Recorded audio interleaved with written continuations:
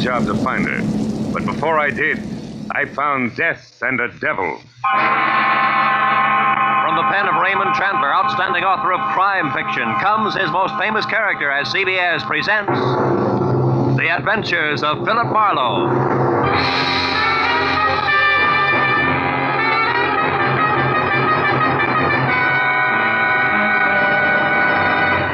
And now, with Gerald Mohr, starred as Philip Marlowe, we bring you tonight's exciting story, The Black Halo.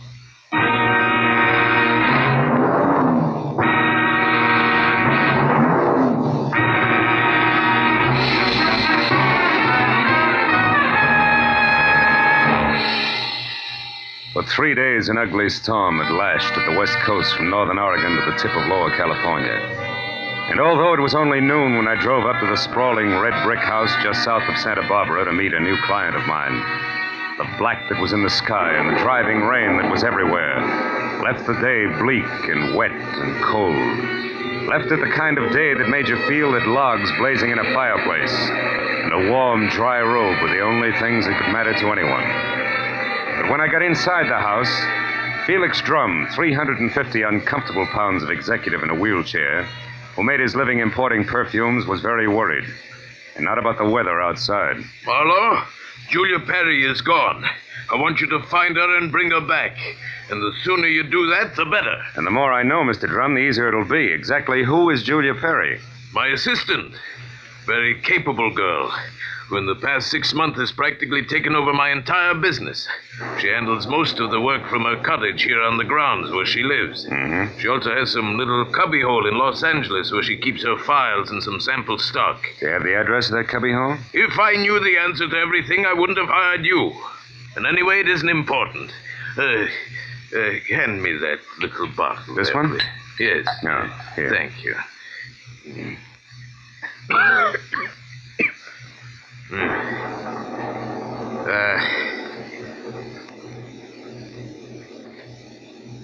When did you last see Julia, Mr. Drum? 3 days ago. It was 3 days ago, when she left on one of her regular weekly trips down to Los Angeles to bid on perfumes. Usually she stayed away overnight, but the Beechwood Plaza Hotel most of the time, and she was back here by noon the next day. I suppose you've already checked the Beechwood Plaza, huh? Yes, of course.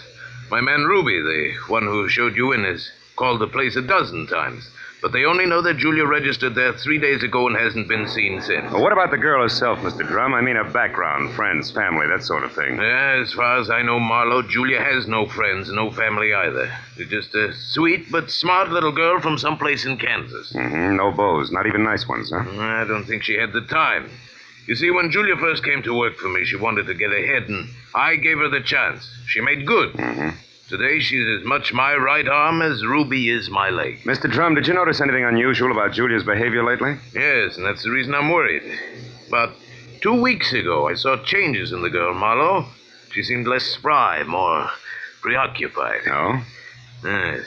I figured it was overwork myself, since the end of the year always means detailed annual reports, so I made no comment at the time. I see. Tell me, Mr. Drum, what does she look like? Well, I have no pictures, but she's a blonde of medium height and was wearing a plaid raincoat and a little circle of a hat when she left. Uh-huh. Altogether, she's sweet and simple, if that's what you mean. Yeah. Do you mind if I stop into the cottage on my way out?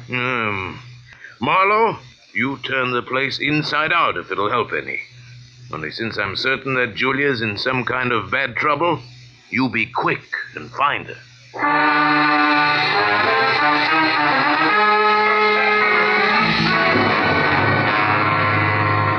Julia Perry's cottage was strictly the 50-50 arrangement that Drum had mentioned, with one-room office and the other living quarters.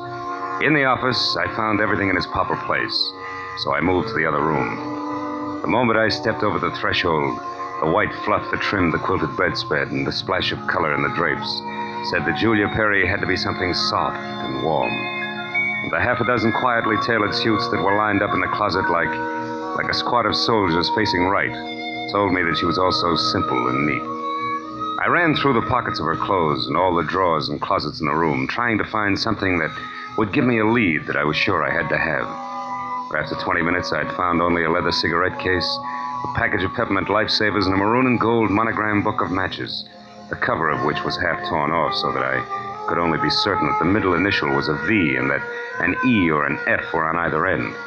But since the name and address of an L.A. novelty company was on the inside, I bought the matches as a starting point, dropped them into my pocket, and headed for the door.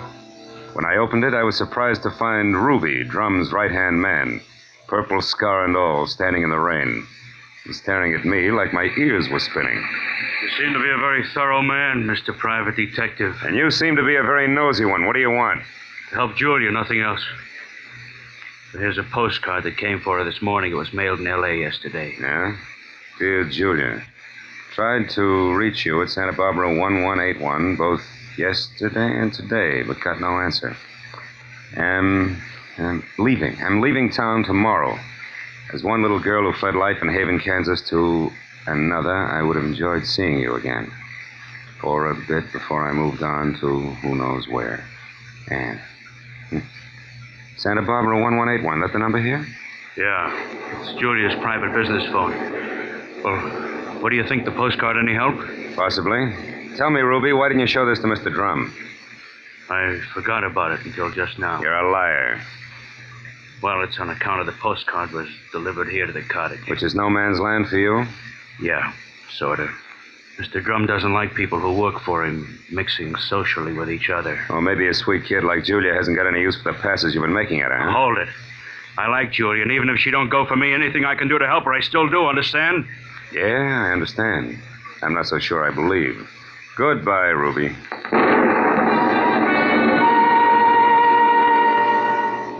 It was pushing 5 o'clock and still raining by the time I got back to L.A. and over to the novelty company. Once there, I presented the torn book of matches that I had found at Julia's cottage to a bald man with horizontal question marks for eyebrows, and who, at the crinkle of a $5 bill, tore himself away from his racing form long enough to check the files for a set of maroon and gold initials that had a V in the middle. And it was 6 o'clock before I had the answer, which was EVE. And they weren't initials, but the front name of Mrs. Eve Bentley, who lived in a villa at the swank Sunset Terrace Apartments. And according to the gentleman who said he knew his oats, was a very classy filly. An hour later, I was at Mrs. Bentley's front door, and while I made with the chimes and waited, I wondered just how much a guy who loves the ponies could know about women. But when the door opened, I had my answer. Yes? What is it? Mrs. Eve Bentley wasn't beautiful, but she was everything else, including a shimmering yard of gold hair piled high on her head and held in place by a knot of pearls that no Boy Scout ever tied. Her face was wide blue eyes and open red lips on a backdrop of soft, fair skin. She wore a black silk jersey dress that must have been sprayed on. She smiled when I said my name was Philip Marlowe and that I wanted to talk. Talk about what, Mr. Marlowe? Julia Perry, ever hear of her? No, I haven't. So I'll try again. What do you know about Ann somebody from Haven, Kansas? Absolutely nothing. This torn book of matches says otherwise. I found them in Julia Perry's cottage. Julia Perry's missing. I'm a private detective who was hired to find her, and the matches turned out to be yours. Now, may I come in? Why, yes. Thanks. Now, Mrs. Bentley, maybe we ought to start all over. No, wait just a minute, Mr. Marlowe. I may be able to help you. Did this Julia Perry deal in perfumes? That's right. Now, how did you know that? Because I just remembered something. And now I'm sure I can explain why my matches showed up where they did. Just a minute. You know, whenever I'm talking to a beautiful woman, somebody's always creeping around in the kitchen. Who is it this time? Oh, really, Mr. Marlowe? There's a storm outside, and there are windows and trees. If you put those three things together, that noise could have been a branch scratching on a glass pane. Or somebody with squeaky shoes and a lot of curiosity. Somebody like Mr. Bentley, for instance. Huh? Oh, I doubt that, Mr. Marlowe. You see, Mr. Bentley's been dead now for 3 long years. Oh, yes. Well, you were saying something about the matches. Oh, yes. This Julia Perry must somehow or other gotten hold of him through my fiancé, Marvin Whitaker. How does that figure? Like 2 and 2. Marvin is in the perfume business. Ditto Julia. Also, I think he mentioned her name once. Said she was very clever for a girl who looked like somebody's kid sister. That fits all right. Where will I find said fiancé? At his favorite bar and grill. But won't you have a drink first, Mr. Marlowe? No, thanks, Eve. There isn't time. Now the bar and grill. The Blue Boar. Blue which? Boar, Mr. Marlowe. Yeah. It's a very English spot over on Wilshire, opposite Arthur Murray's studio. But before you dash, do you at least have a match? Yeah? Whole book of them, honey. Torn cover and all. And I want you to keep them. After all, they brought us together, didn't they?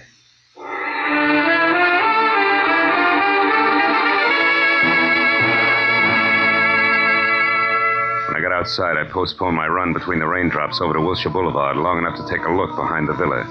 And there, in a newly planted strip of clover lawn below Mrs. Bentley's kitchen window, I found something which was no surprise. 2 clear prints of a man's shoe. But from there on out, I got nothing more than a lot of rain down the back of my neck. So 10 minutes later, I dripped into my car and headed for the Blue Boar and Eve Bentley's gentleman friend.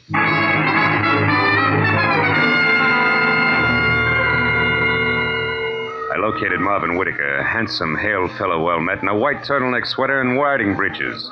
Behind a hot rum toddy in a corner booth, there was pictures of steeplechase mounts against newly antique mahogany. And when I told him that I was looking for Julia Perry, he flashed a lot of glistening teeth at me, insisted that I join him in a warming glass of spirits, and started to talk, gesturing all the time with a riding crop. Why, yes, old man, I know Julia Perry. In fact, almost did some business with her today. You mean you were supposed to meet Julia someplace? That's right. At 1881 Selma Avenue, to be precise. But she called me this morning and postponed the whole transaction. Indefinitely. Could you stop projecting long enough to tell me why? She didn't say. Of course, it's of no bother to me on a day like this. No sane man should be any farther away from a toddy than we are right now. So drink up, old boy. It'll do you a world of good. Yeah, I bet it will. Look, Mr. Whitaker, one more question. Did Julia ever speak of a girlfriend named Anne? Someone she knew years ago in Kansas? No, I don't believe she did, Marlowe. Matter of fact, Julia never talked of anything but perfumes. Now drink your drink, fellow, before it's chilled through. Thanks, but no thanks, old bean. I do have to run, really. It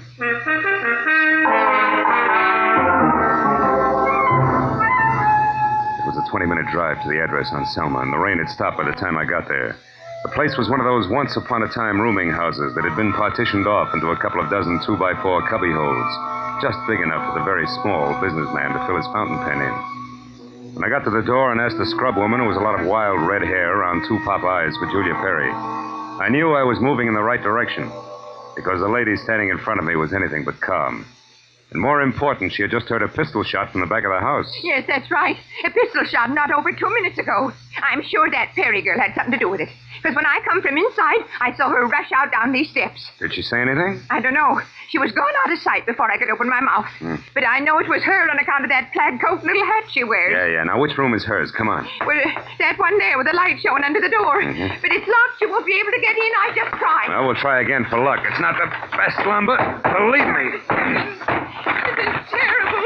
Nothing like this has ever happened to me before. It's a man. Yeah. A dead one at that, Granny. Do you know who it is? Uh-huh. Well, the mud and clover grass on the bottom of his shoes, I'd tag him as a guy who was looking in a lady's kitchen window about an hour ago. But from that purple scar on his chin, I can do even better than that. The name, Granny, is Ruby, a guy I thought was still in Santa Barbara.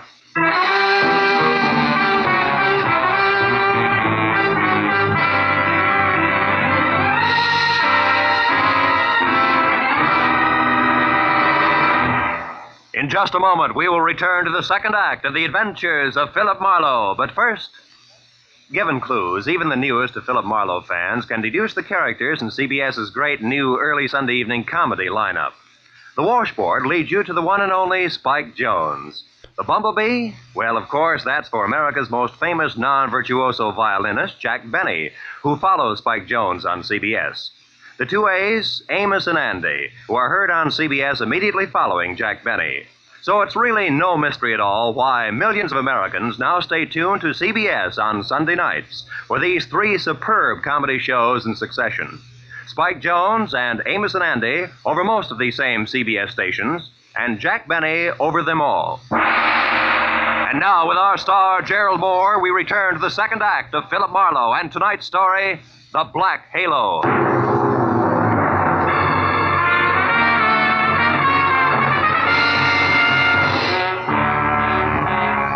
Ruby's body sprawled on the floor, and the girl in the plaid raincoat running away from it meant one thing. Julia Perry's trouble was important, like life, but more like death. A half sneer was congealed on Ruby's face, and his eyes, turned waxy, still held a look of mild surprise. I wasted some breath telling the scrub woman not to touch anything, and then I put in a call to my overweight client in Santa Barbara. He was glad to hear from me, at first. Marlowe. Well, now, I didn't expect a call from you this soon. You sure work fast, don't you, lad? Have you found her? Have you located Julia? Not quite. She's about 5 minutes ahead of me. Incidentally, Mr. Drum, she works fast, too. What do you mean by that? Let me ask the questions, huh? Number one, what was your leg man Ruby doing in L.A. tonight? Ruby? Yeah. Why, I sent him in to pick up some medicine for me. Why? Come on, Drum, you can talk straighter than that, and you better. I just found Ruby dead. Dead? Ruby's dead? What happened to him, Marlowe? He was shot. So forget the gags and tell me why he was snooping around. All right. I didn't trust you. No. It's my policy to trust nobody until he proves himself. I sent Ruby in to follow you and check on your progress. That was brilliant. You only made 3 mistakes. First, I don't need to be checked on. Second, you got your man killed. And third, you forced Julia's hand. Because it was Miss Perry herself who pulled the trigger on Ruby. Julia? Marlowe, I don't believe that. Which proves nothing, Mr. Drum, but skip it. Tell me, do you know a man named Marvin Whitaker? Whitaker? Yeah. Oh, should I? Well, he says he's in the perfume business. Well, I know everybody on the coast who bought more than 2 bottles of perfume at one time in the last 40 years, and I don't recall that name. I think the man must be a liar. So do I. Thanks for the help. And Drum, if you've got any more expendable flunkies around, keep them out of my hair. I'll call you when I've got something.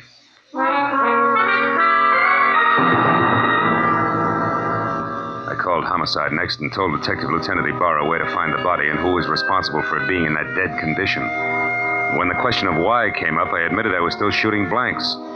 Oh, I told him about the razzle-dazzle Whitaker had handed me and named the Blue Boar on Wilshire as my next stop. Ibarra said he'd call me there, and when I got to the entrance of the place, I saw Whitaker, draped in a trench coat that involved enough cloth to rig a 4-masted schooner, standing in the anteroom, impatiently smacking his leg with that riding crop.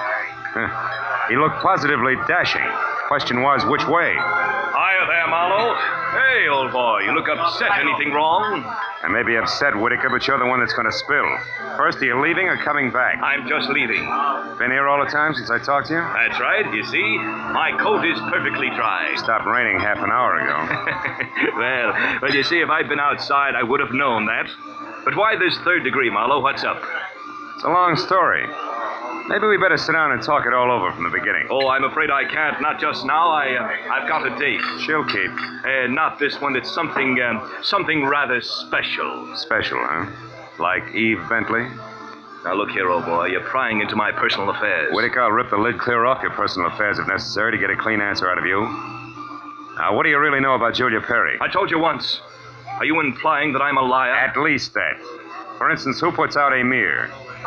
Come on, Whitaker. It's a well-known fragrance. Why, I don't recall offhand. That's strange, because any woman knows Amir's a Dana perfume. Just what are you trying to prove by all this? That as a perfume dealer, you stink. And try this for size. When I got to that address you gave me, I found a fresh corpse there with a bullet hole in it. A murder? Yeah, and your routine was pat, brother, so before homicide starts combing out the snags in your story, you better untangle it yourself right now. You lied to me. And why'd you do it, Whitaker? Why the double talk? All right, Marlowe, I'll tell you. I'll tell you this! Oh! He was as quick as a wounded cat. The riding crop slashed across my face even before I'd realized he'd moved. And by the time the red light stopped dancing in my eyes, Marvin Whitaker was gone. I turned as the head waiter walked up to me. He studied the hot red welt rising on my face for a moment and then murmured discreetly that if my name was Marlowe, I was wanted on the phone. It was Lieutenant Ibarra. Marlowe, you can stop beating the brush for Julia Perry. We found her. You did? Where is she, Ibarra? She's out in the alley here, behind the Beechwood Plaza Hotel, Marlowe. Exactly 8 floors down from the window of her room. She fell through the glass roof above the rear entrance. Oh. It's not pretty. Oh. She explained the whole thing, including that Ruby guy's murder, in a note we found in her room. I'll be right over, Ibarra. Okay, don't hurry.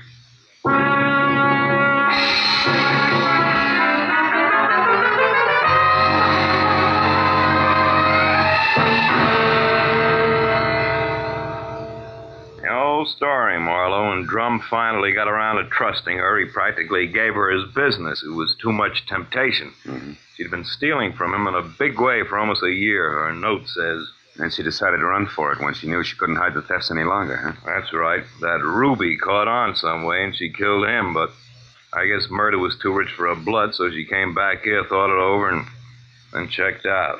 Yeah. All she left behind was a little plaid raincoat and a purse over there. Hey, she was wearing a dinky hat, too, Ibarra. Did you find that? Mm-hmm.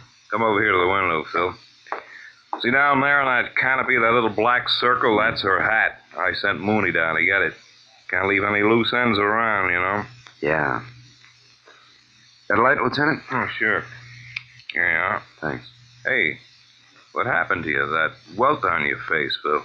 Oh, I backed that horsey liar named Whitaker into a corner, and he slapped his way out with a riding crop. And speaking of loose ends, if I ever catch up with that... Ibarra, where did that stuff on the dresser come from? Well, this out of the pockets of Julia's plaid coat. Why? But that's impossible unless... Holy smoke.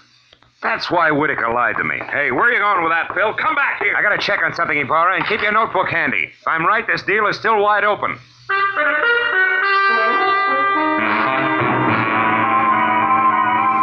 All the way from the suicide's room in the Beechwood Plaza out to the widow's villa in the Sunset Terrace, my mind juggled a jumble of facts, trying to beat them into a brand new pattern. A pattern that had to include an object Ibarra had found in the pocket of that plaid raincoat. It almost made sense, but I needed just a little more. Well, when I turned into the parking lot at the Sunset Terrace, rain began to fall again. Thin, cold rain. I walked to Eve Bentley's door and pressed the bell. Just as I expected, it was Marvin Whitaker, unsmiling and nervous, who answered the door. I didn't give him a chance to think. I just swung hard. Okay, horseman, that squares us up. Come on, Heavy, roll over. Let's see if you're carrying a gun. Okay, no gun. Now, be a good boy, Whitaker, and you'll make out all right, but one funny wiggle out of you and I'll crack your skull. It's a promise. Do you hear me? Yeah, I heard you. All right. Now, where's Eve? Is she here? Find out for yourself, Marlowe. I'm through. Fair enough. But just so I'm not talking through my head, I'll take a look in her closet first. She won't be in there, I guarantee. No, but her future may be. Now, let's see. It's got to be in here someplace. Oh, yeah. This is probably it. Brown cloth coat, as chic as a pair of hobnailed boots and still damp. And the label says the B.H. Company, Haven, Kansas. That does it. I've got it all now, and my chivalry just died. Where is she, Whitaker? Where's Eve? Right here, Marlowe. Uh-oh, don't try that. I guess you really do have it figured out, haven't you? Yes, Eve, I have. Sorry it turned out this way, because you had your points as Eve and as Julia. Don't put it in the past tense, Marlowe. As Eve Bentley, my life is just beginning, and now I've got everything I ever wanted as Julia Perry. Then you're Julia Perry. I was, Marvin. She still is, Whitaker. At least that's what the bailiff will call it in court. There won't be any court, Marlowe. Oh, I'm afraid there will, baby. You're twice a killer now, and both for the same reason, remember? First Ruby, because he saw you as Eve. And the girl you pushed out of the hotel window, who was no doubt Anne, your old chum from the hometown. She must have seen you posing as Eve, too. All right, Marlowe. Anne ran into me by accident and ruined everything. I had no choice. I promised her money and then told her to go to my room at the Beechwood Plaza and wait for me. Eve, I can't believe this. It can't be true. Yes, Marvin, it is true. Darling, I didn't want this mess. I'd have left town this morning as I intended if sweet, sly little Anne hadn't seen me. I tried to get rid of you the easy way, Marlowe. When I sent you to Marvin, the Selma Street address he gave you should have led you to the end of Julia Perry. Is that why you phoned me and told me to lie to Marlowe? Yes, Marvin. I was going there to write my suicide note and use the stockroom for my disappearing act. But Ruby caught me, and after that I had to work fast. But it's all right now. It all worked out perfectly. They were the only two who knew besides you, Marlowe. Aren't you forgetting little Marvin here? Forgetting him? Oh, no, Mr. Marlowe. Marvin's the one person I can count on. That's what you think. You don't get me mixed up in this. Marvin. I bargained for an heiress, not a murderess. Why, you dirty load. All right, then. I'll use this gun on you, too, because I'm getting out of here and no one's going to stop me. But you're right between us, Eve. You can't get us both. He's right, baby. You're not good enough to get us both, and killing just one of us isn't going to solve anything. What do you say? It's been a long night, baby. You just couldn't tell when you were late.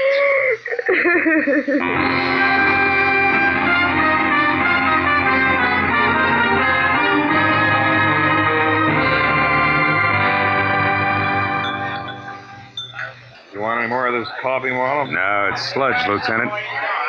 I wonder what Julia Perry uses for a heart. You know, she planned the thing for 6 months when she first set herself up as Eve Bentley. And it probably would have... Want to check now? Oh, yes. Probably would have worked if everything hadn't closed in on her. Yeah, her friend Ann from Kansas, Ruby the leg man. And you with that torn book of matches. Incidentally, that was pretty fast figuring up in the hotel room there, Marlowe. Oh, not so fast, Ibarra. I knew Eve had those matches because I left them with her. So when you found the same matches in the pocket of Julia's plaid coat, it figured. Julia almost had to be Eve. And that left Ann to furnish the body for the suicide. Yeah. You know, I wasn't so sure about that until I found the brown coat with the Haven, Kansas label in Eve's apartment. Yeah. Well, I'd better wait on back to the office, Phil. Look at that rain come down. Think it'll ever stop? I don't know. I doubt it. Oh, by the way, here, it's her hat. Mooney finally got it down off that hotel canopy. Maybe you'd like it for a souvenir. Yeah. The millinery people call it a halo hat. Good night, Marlowe.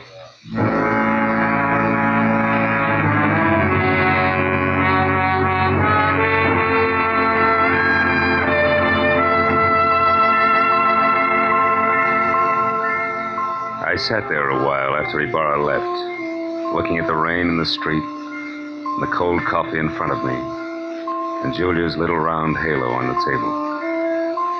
And finally I got up and went outside. Dirty water scudded along the gutter and gurgled thickly into the sewer drain at the corner. For a minute I caught a glimpse again of the girl I'd figured Julia Perry to be when I went through her cottage in Santa Barbara. Yeah, that girl was an angel. But when I finally caught up with her, her halo turned out to be black, jet black, inside and out. I dropped the little hat into the gutter and watched it go as far as the drain at the corner. And then I went home.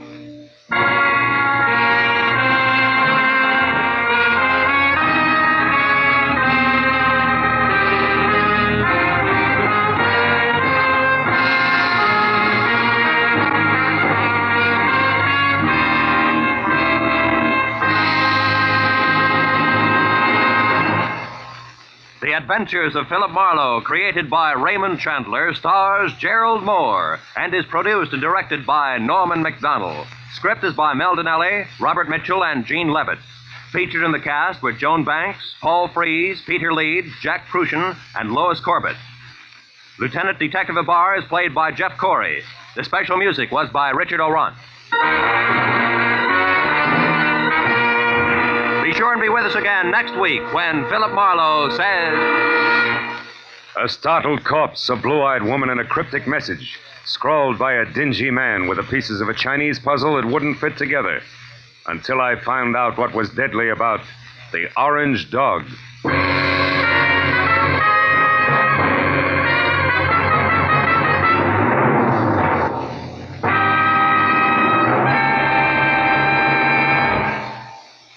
You'll find a whole hour of fun, variety, music, and thrills on Sing It Again tonight and every Saturday, for it's heard over most of these same CBS network stations. Now, stay tuned for Gangbusters, which follows immediately over most of these same stations.